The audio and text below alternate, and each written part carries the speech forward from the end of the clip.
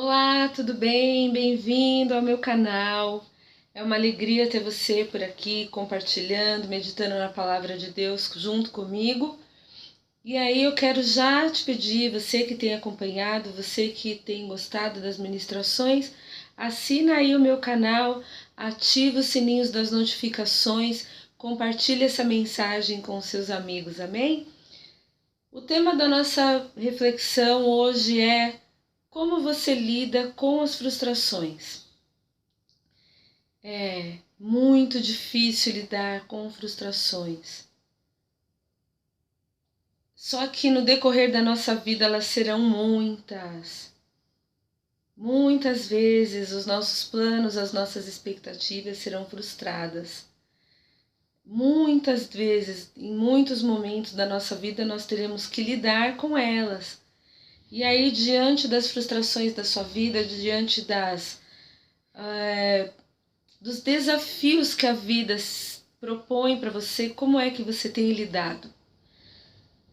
As crianças, por exemplo, elas lidam com as suas frustrações chorando. Elas fazem birra, esperneiam.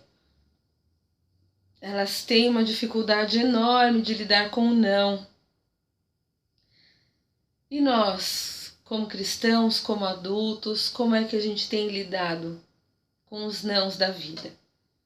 Então eu separei aqui alguns exemplos de pessoas que não lidaram bem com as suas frustrações, porque existem vários tipos de frustração. Então existe a frustração da comparação, existe a frustração quando os nossos planos não se concretizam. Muitas vezes nós somos frustrados em muitas áreas da nossa vida, quando nós vemos outra pessoa ser promovida a um cargo que nós achamos que deveria ser nosso. Então, muitas vezes, gente, muitas vezes eu volto a dizer que a gente vai ter que lidar com isso. Você já foi comparado com alguém? Eu gostaria de falar sobre isso, sobre a frustração decorrente da comparação. Então, a palavra de Deus, ela nos dá um exemplo disso na vida de Caim. Caim não soube lidar com a comparação. Quando ele e o seu irmão vão ali entregar a sua oferta, e Deus, na sua onipotência, na sua deidade, né? Enfim, ele escolhe a oferta de Abel e rejeita a de Caim. Caim fica extremamente frustrado. Não consegue mais nem se relacionar com Deus direito. Quando Deus pergunta para ele, cadê o seu irmão? Ele fala, eu sou todo seu irmão?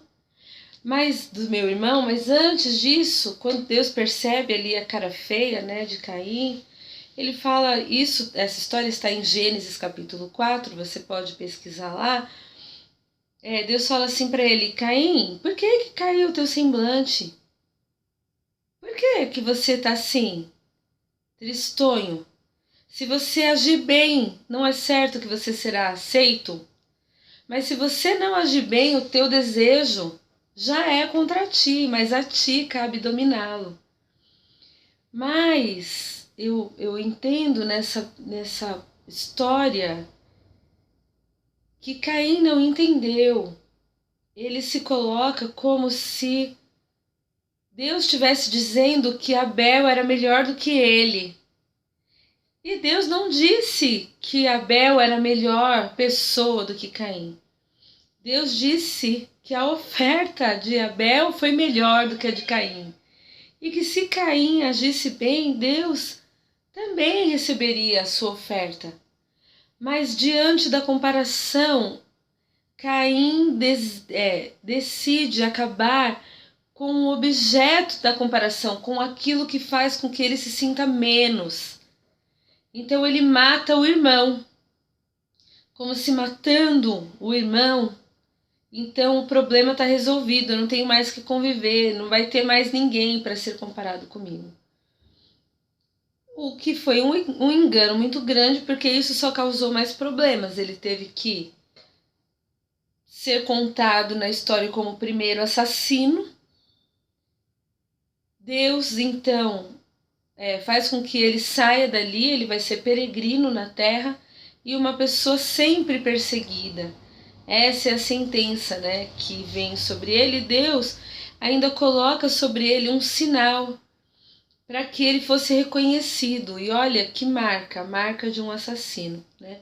Embora Deus coloque um sinal para que ninguém se vingasse, mas ele sempre seria lembrado como um assassino.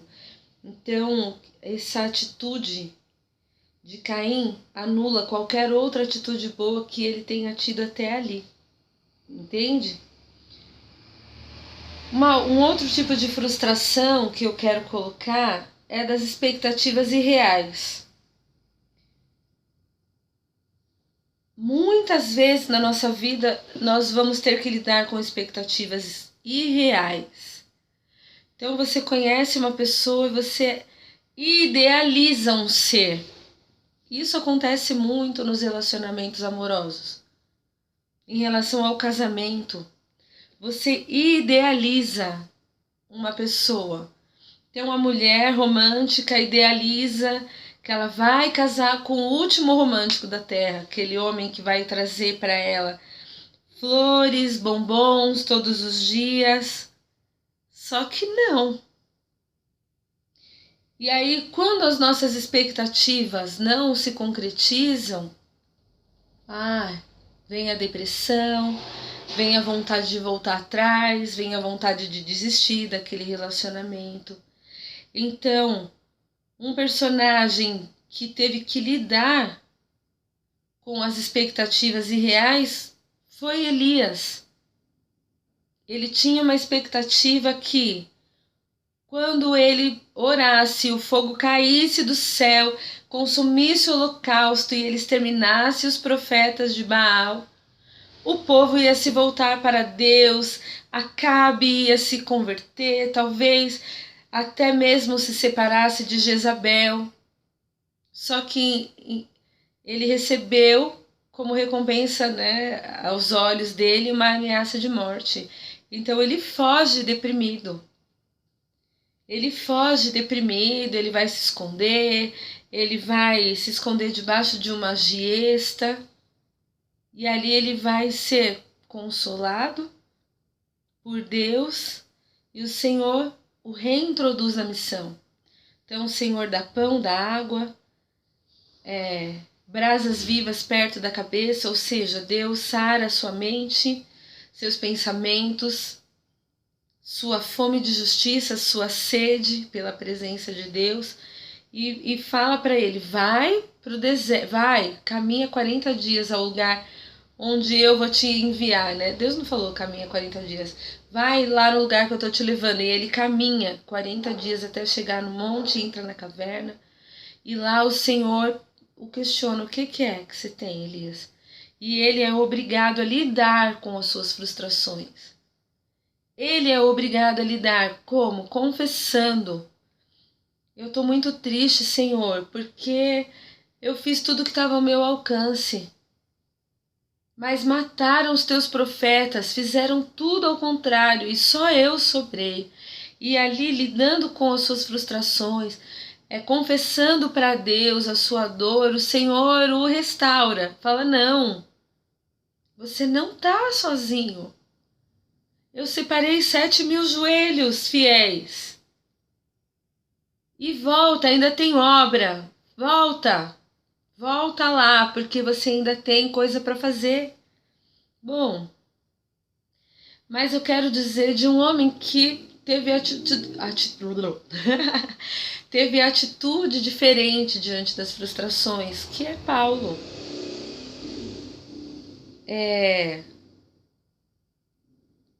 Eu vou usar o exemplo de Paulo na carta, ali no contexto que ele está vivendo, na segunda carta que ele escreveu a Timóteo, tá? Esse é o contexto. Paulo está preso, depois da sua quarta viagem missionária, ele está preso, ele está, não como na outra cadeia, que ele alugou uma casa e estava em prisão domiciliar, ele está preso mesmo, numa masmorra, acorrentado, e ele tinha sido abandonado, estava desprezado e estava ali, esquecido. E ele escreve uma carta, 2 cartas a Timóteo. E o que a gente vai ler agora está na segunda carta, capítulo 4, tá? 2 Timóteo, capítulo 4. Então Paulo diz assim: procure vir logo ao meu encontro. Pois Demas, amando este mundo, abandonou-me e foi para Tessalônica. Crescente foi para Galiléia, Tito para a Dalmácia. Só Lucas está comigo. Traga Marcos com você, porque ele me é útil para o ministério. Enviei Tíquico a Éfeso. Quando você vier, traga a capa que deixei na casa de Carpo em Troade e os meus livros, especialmente os pergaminhos. Alexandre o ferreiro causou-me muitos males. O Senhor lhe dará retribuição.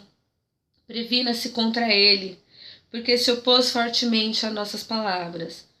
Na minha primeira defesa ninguém apareceu para me apoiar, todos me abandonaram. Que isso lhe seja cobrado. Mas o Senhor permaneceu ao meu lado, deu-me forças. E aí no 18 ele diz: o Senhor me livrará de toda obra maligna e me levará a salvo para o seu reino celestial. A ele seja a glória para todo sempre. Amém. 2 Timóteo 4, 9 a 18. Então, como Paulo lidou com a frustração? Primeiro, buscou consolo em seu grande amigo. Buscou consolo em Timóteo, que foi o seu grande companheiro de aventura, esteve com ele em todos os momentos. Então, na sua solidão, na prisão, ele lembrou de alguém que podia fazer com que ele se sentisse animado. E note, Paulo tinha comunhão com Deus, não estava desanimado de Deus. Mas tem momentos na nossa vida que nós precisamos de amigos, de estar em comunhão com alguém que nos faça sentir bem. E Paulo identificou essa necessidade, escrevendo para Timóteo. Segundo ponto é que ele buscou restaurar os relacionamentos quebrados. Perceberam que ele mandou trazer Marcos? Só que quando a gente lê Atos, a gente vê que Marcos foi a causa da briga de Paulo com Barnabé, porque Marcos tinha deixado eles numa viagem anterior. Quando eles iam na segunda viagem, Barnabé queria levar Marcos, e ele falou: não vou levar esse cara porque ele deixou a gente na mão da outra vez. E eles brigaram tão feio que nunca mais conseguiram andar juntos. Só que aqui, e aí ele vai viajar com Silas e Barnabé viaja com Marcos. Só que aqui ele está falando: me traga Marcos, porque ele é muito útil. Então, no fim da vida, quando ele está ali, ele cria uma oportunidade de restaurar esse relacionamento e reconhecer Marcos como um homem de Deus, uma pessoa útil, e que talvez ele quisesse abraçar, e aí eu que estou dizendo, mas talvez ele quisesse abraçar aquele homem e falar: me perdoe, eu fui intransigente com você, e aí poder partir para a glória em paz. Terceiro, ele identificou seus opositores, mas os entregou a Deus. Ele falou: olha, cuidado com aquela pessoa lá. Ele nos causou muitos males, ele nos opôs.